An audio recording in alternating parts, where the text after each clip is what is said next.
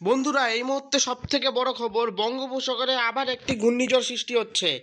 বন্ধুরা, আপনারা জানেন অক্টোবর মাসে ঘূর্ণিঝড় ডানা কীভাবে উড়িষ্যা সহ বাংলার উপকূলে আছড়ে পড়ে কীভাবে ভয়ঙ্কর ক্ষতি চালিয়েছিল। আবার সেই বঙ্গোপসাগরেই জন্ম নিচ্ছে ভয়ঙ্কর ঘূর্ণিঝড় ফেঙ্গাল। আপাতত বন্ধুরা, কবে নাগাদ ঘূর্ণিঝড় তৈরি হতে পারে আপনারা ভিডিওতে দেখুন। আপাতত বন্ধুরা, জিএফএস মডেলের অনুযায়ী আপাতত দেখাচ্ছি কবে ঘূর্ণিঝড়টি উৎপন্ন হয়। আপাতত বায়ুর মোডে আমরা দেখতেছি, দাঁড়ান বন্ধুরা 1 মিনিট। আপাতত বায়ুর মোডে দেখুন বন্ধুরা,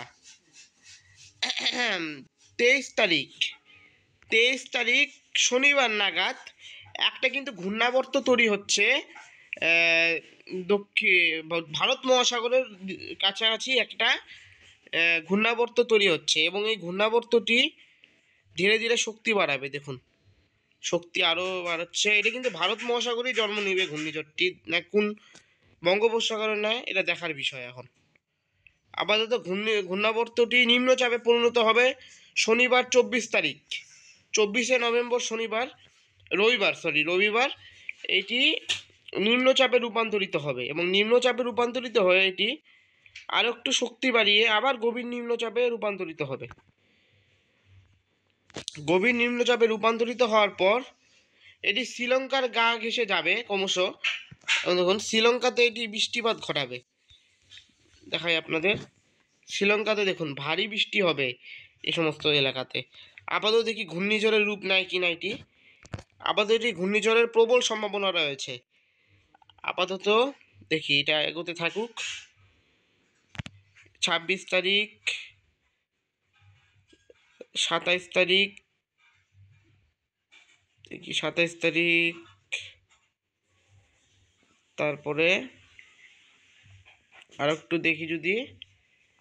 দেখুন বন্ধুরা, এটা ক্রমশ কিন্তু হালকা উত্তর এবং পূর্ব দিকে বাঁক নিচ্ছে। বাঁক নিয়ে এটি সোজাসুজি কোথায় যায় দেখি। শক্তি বাড়াবে দেখি তো, আরও দেখি একটু একটু করে শক্তি বাড়াচ্ছে ঠিকই, তবে শক্তি বাড়ালেও এটি কিন্তু ঘূর্ণিঝড়ে রূপান্তরিত নাও হতে পারে। দেখি আপাতত ঘূর্ণিঝড়ে রূপান্তরিত হবে না, কিন্তু গভীর নিম্নচাপ রূপে অবস্থান করবে। এবং দেখি বায়ুর ঝাপটা মোড়ে দেখি ঝোড়ো হাওয়া বইবে যেহেতু এটি গভীর নিম্নচাপ রূপে অবস্থান করবে এবং বৃষ্টিপাত হবে। দেখি বৃষ্টিপাতটা দেখি একটু। বৃষ্টিপাত অর্থাৎ এটা কিন্তু জিএফএস মডেলে দেখাচ্ছে। আপাতত ঘূর্ণাবর্তটি সৃষ্টি না হওয়া পর্যন্ত বোঝা যাচ্ছে না এটি কি ঘূর্ণিঝড়ে রূপান্তরিত হবে। কিন্তু মোট কথা, নভেম্বরের মাসে প্রত্যেক বছর একটা না একটা ঘূর্ণিঝড় উৎপন্ন হয়। এই জন্য নভেম্বর মাসটাকে ঘূর্ণিঝড়ের মাসও বলা হয়। এটি বঙ্গোপসাগরে এটি ক্রমশ দক্ষিণ ভারতের দিকে এগিয়ে থাকে এবং দক্ষিণ ভারতের দিকে বৃষ্টিপাত সংঘটিত হয় এই সময় নভেম্বর-ডিসেম্বর মাসে। আমাদের উত্তর ভারতে তো এখন শুকনো আবহাওয়া বিরাজ করবে। অর্থাৎ ঘূর্ণিঝড় যদিও রূপান্তরিত হয়, তবে কিন্তু পশ্চিমবাংলা, বাংলাদেশ এবং উত্তর পূর্ব ভারত এবং পশ্চিম ভারত এই সমস্ত জায়গায় কিন্তু কোনো এফেক্ট পড়বে না। এফেক্ট পড়তে পারে শ্রীলঙ্কা, দক্ষিণ ভারত, এই সমস্ত জায়গায় এফেক্টটা পড়বে যদি ঘূর্ণিঝড়ে রূপান্তরিত হয়। আপাতত আমাদের আজকের স্যাটেলাইট ইমেজটা দেখাই। আজকে কোথায় কেমন শুকনো আছে, কোথায় মেঘলা। দেখি কোথাও মেঘলা আকাশ নেই, একদম পরিষ্কার পরিচ্ছন্ন আবহাওয়া। পুরো উত্তর ভারত, উত্তর পূর্ব ভারত, তাহলে আমাদের পশ্চিমবঙ্গ কোনো মেঘলা আকাশ নেই, তারপরে বাংলাদেশেও মেঘলা আকাশ নেই। মেঘলা আকাশ কই আছে বন্ধুরা দেখুন, মেঘলা আকাশ আছে হচ্ছে দক্ষিণ ভারত, যেমন চেন্নাই, বেঙ্গালুরু, তারপরে হচ্ছে শ্রীলঙ্কার কাছাকাছি একটু এলাকাতে হালকা মেঘলা আকাশ দেখা যাচ্ছে। আপাতত এই হচ্ছে আবহাওয়ার সামগ্রিক পরিস্থিতি। আপাতত টেম্পারেচার মোডে আমরা দেখি। টেম্পারেচার মোডেও যদি দেখি আমরা আজকের টেম্পারেচার, যদি সর্বনিম্ন টেম্পারেচারটা দেখি একবার, কতই আর আছে, 16 ডিগ্রি, 15 ডিগ্রি উত্তরবঙ্গের এই সাইডে, পাহাড়ে হচ্ছে 7 ডিগ্রি, কলকাতার এই সাইডে দেখেন, কলকাতা, খড়গপুর এই সমস্ত জায়গায় 18-19 ডিগ্রি সর্বনিম্ন তাপমাত্রা।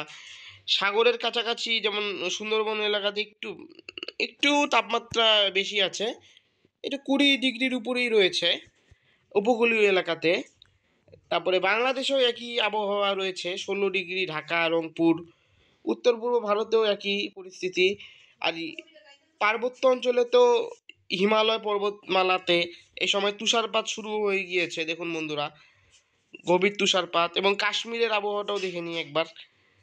কাশ্মীরেতেও দেখুন বন্ধুরা ঠান্ডা পড়তেছে এবং বরফ পড়ার আশঙ্কা রয়েছে, অর্থাৎ যেটা বরফ পড়ার মানে একটা সম্ভাবনা রয়েছে।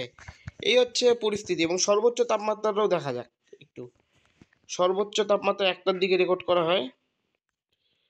কতই আর হবে সর্বোচ্চ তাপমাত্রা? দিনে একটু গরম থাকতে পারে, দিনের বেলা গরম থাকবে মোট কথা একটু, যেমন 27-28 ডিগ্রি, তা এরকমই থাকবে। তারপরে দার্জিলিংও একটু কম, পাহাড়ি এলাকা একটু কমই থাকবে আবহাওয়াটা। তারপরে কলকাতাতেও 29 ডিগ্রি, বাংলাদেশেও একই 29-27, অর্থাৎ এরকমই তারতম্য নেই কোনো আবহাওয়ার। তারপরে এই থাকবে সামগ্রিক পরিস্থিতি। এবং নভেম্বরের শেষের দিকে কেমন থাকবে দেখি তো একটু টেম্পারেচারটা। নভেম্বরের লাস্ট ডেট, মানে লাস্ট ডেট না, 29 তারিখ, মানে শেষের দিকে উত্তরবঙ্গে এরকমই থাকবে, 14 ডিগ্রিতে নামবে তাপমাত্রা ভোরের দিকে। তাহলে দার্জিলিংয়ে এটা নামতে পারে 8-9 ডিগ্রিতে। তারপরে কলকাতায় কত নামবে দেখি, কলকাতায় 18 ডিগ্রি নামবে। তারপরে বাংলাদেশেও একই থাকবে, কোথাও কোথাও একটু দেখি বাংলাদেশে আবার একটু গরম পড়তে পারে। বাংলাদেশে দেখা যাচ্ছে ভোরের তাপমাত্রা উপকূলীয় এবং এই সমস্ত এলাকাতে কিন্তু 20-21, অর্থাৎ বাংলাদেশের উত্তর দিকেও এরকমই থাকবে, 16-17। এবার সর্বোচ্চ তাপমাত্রাটা আমরা দেখি লাস্টের মানে দিকে, নভেম্বরের শেষের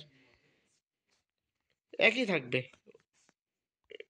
দেখি দেখি একই 27-28 এরকমই দেখাচ্ছে। যেমন নভেম্বরের ওয়েদার মোট কথা কোনো চেঞ্জ হবে না, হয়তো লাস্টের দিকে একটু ঠান্ডা ভাব পড়তে পারে, এটি হচ্ছে একটা তারতম্য দেখা দিতে পারে, তাছাড়া কোনো সম্ভাবনা নেই। কিন্তু আবার কিন্তু দেখা যাচ্ছে যে এখন ওয়েদারের কথা কিছু বলা যায় না, যখন তখন পরিবর্তন হয় ওয়েদার। দেখা যাক এখন ঘূর্ণিঝড়টা উৎপন্ন হয় কিনা, এটি এখন একটা দেখার বিষয়। বন্ধুরা, আপনারা ভালো থাকবেন, সুস্থ থাকবেন। আগামী একটি ভিডিওতে আবার দেখা হবে। ধন্যবাদ।